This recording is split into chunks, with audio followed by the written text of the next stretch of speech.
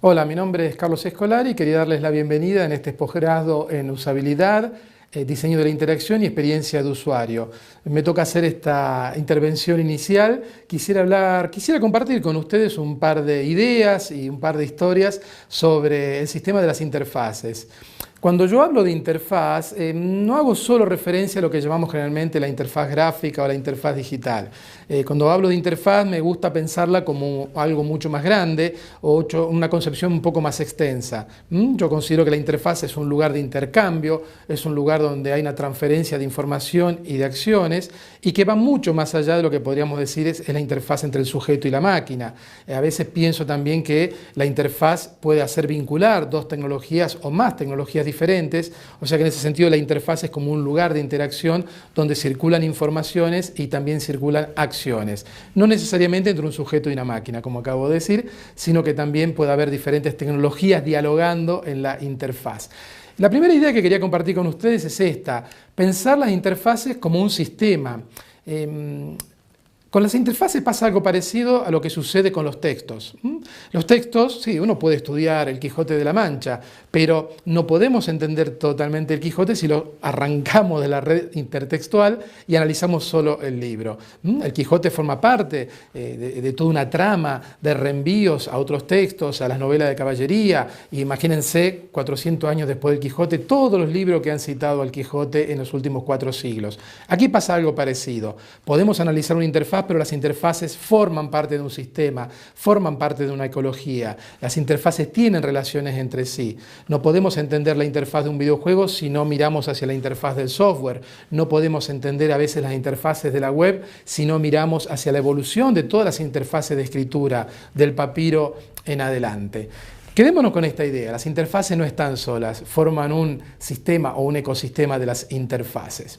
Por otro lado, las interfaces, cuando uno habla de interfaces a veces piensa que son algo reciente, de la época digital, y realmente si tenemos esta concepción más amplia de lo que es una interfaz, bueno, podemos decir que las primeras interfaces entre el hombre y la tecnología tienen varios millones de años, desde el momento en que ciertos antropoides bajaron de los árboles y comenzaron a producir sus primeros instrumentos de piedra, ya hace millones de años en África, por ejemplo. Bueno, en ese momento podemos decir que se generan las primeras interfaces entre el sujeto y una tecnología. Evidentemente, en tantos millones de años hemos tenido una gran evolución y los seres humanos hemos coevolucionado con nuestras tecnologías, y especialmente en estos últimos 20 años hemos tenido una aceleración de la evolución de las interfaces. Antes, para pasar de una interfaz a otra, transcurrían cientos de años o incluso milenios, ¿no? Piensen en el pasaje de la tablilla de arcilla al papiro o del papiro al libro manuscrito, pasaban siglos. Ahora en una generación hemos pasado de interfaces alfanuméricas a interfaces gráficas, interfaces en 3D, inmersivas, interfaces táctiles. En una generación hemos vivido una aceleración de estas interfaces. Sigamos con estas ideas. Quedémonos con esto, ¿no? Las interfaces dialogan entre sí. Las interfaces no están aisladas. Si yo analizo el teclado de una computadora, inmediatamente puedo empezar a establecer relaciones con otros teclados de otras máquinas, incluso del siglo XIX, con las máquinas de escribir, o incluso más atrás podemos ir a los teclados de los instrumentos musicales. O sea, las interfaces siempre mantienen un diálogo, se intercambian elementos entre sí. Cualquier interfaz que nosotros analicemos vamos a encontrar restos, marcas, huellas de otras interfaces. Veamos un poco cómo funciona esta lógica en la evolución de la tecnología.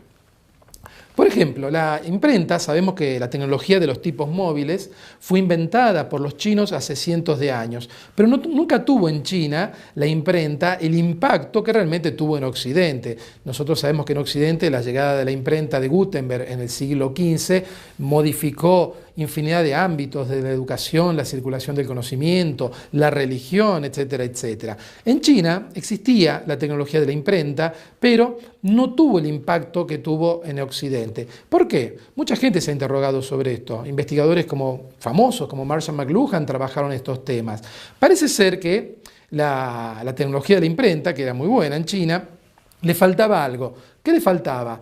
La escritura en China era un sistema ideográfico, no era alfabético como en Occidente. Entonces, la imprenta en China contaba con cientos, miles de ideogramas. O sea que le faltaba algo para tener esa versatilidad que tuvo la imprenta en Occidente. Digamos que no estaban todas las interfaces, las tecnologías operando necesarias para que la imprenta tuviera en China un carácter disruptivo. Si nos venimos a Occidente, en el 1450, ahí encontramos toda una combinación de tecnologías que empiezan a operar juntas.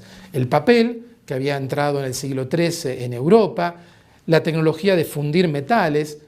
Gutenberg no copiaba libros antes de inventar la imprenta. Gutenberg era un orfebre, él trabajaba con el metal.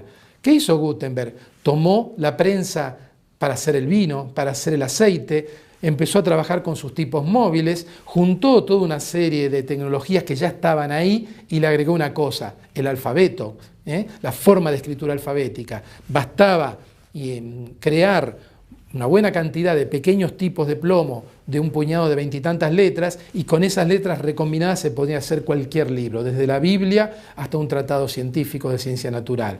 Ahí tenemos la idea de interfaz. Gutenberg creó una interfaz que unía papel, la prensa para hacer el vino o el aceite, la tecnología del plomo y de crear pequeños caracteres, y sobre todo el alfabeto occidental. Fue esa combinación de interfaces y tecnología lo que permitió que la imprenta tuviera ese carácter disruptivo que tuvo en Occidente.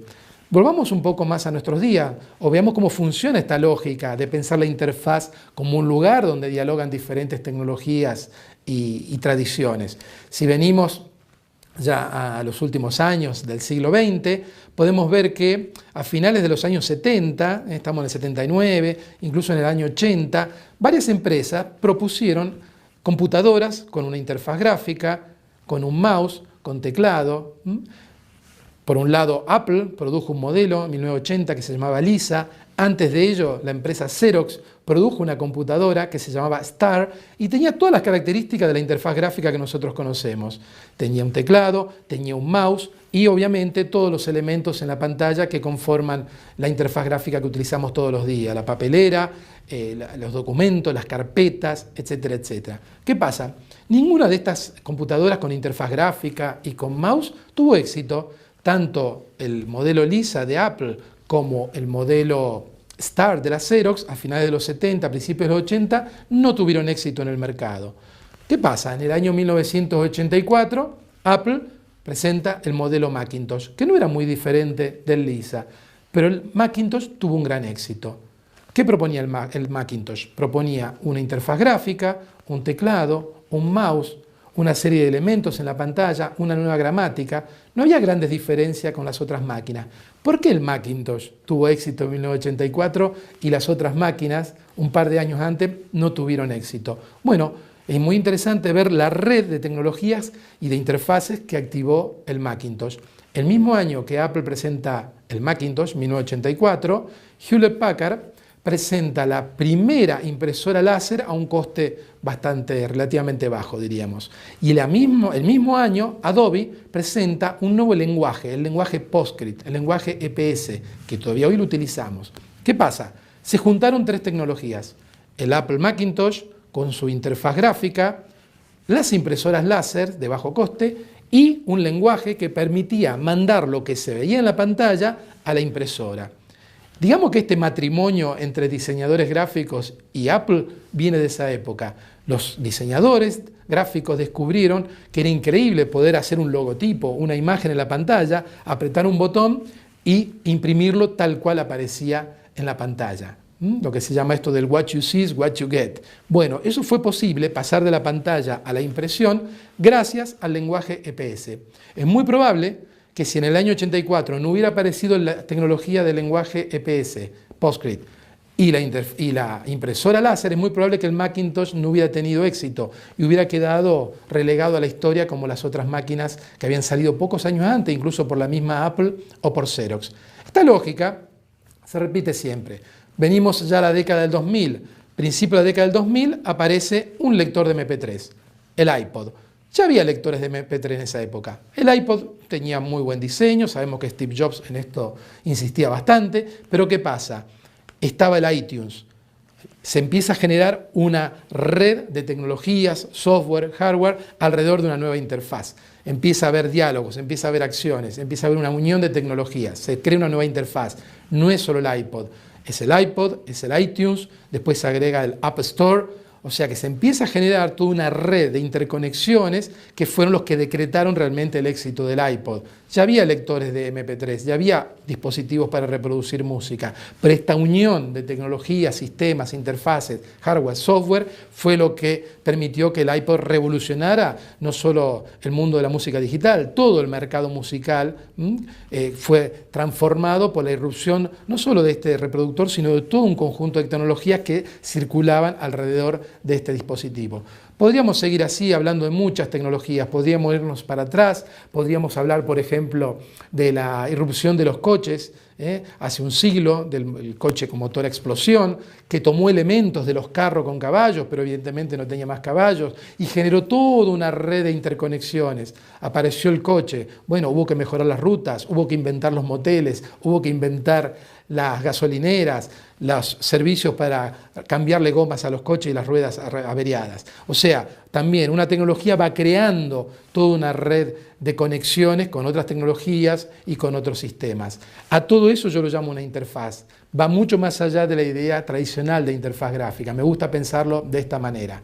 Si nosotros repasamos la historia, volvemos a esta idea, ¿no? Las interfaces no están solas. Lévi-Strauss, el famoso antropólogo, decía, los mitos se piensan entre sí. Bueno, a mí me gusta decir que las interfaces se piensan entre sí. Si uno analiza la interfaz de un lector de libros digitales, vamos a encontrar elementos, numeraciones de páginas, por ejemplo, que venían de los libros impresos y que a su vez venían de los libros manuscritos.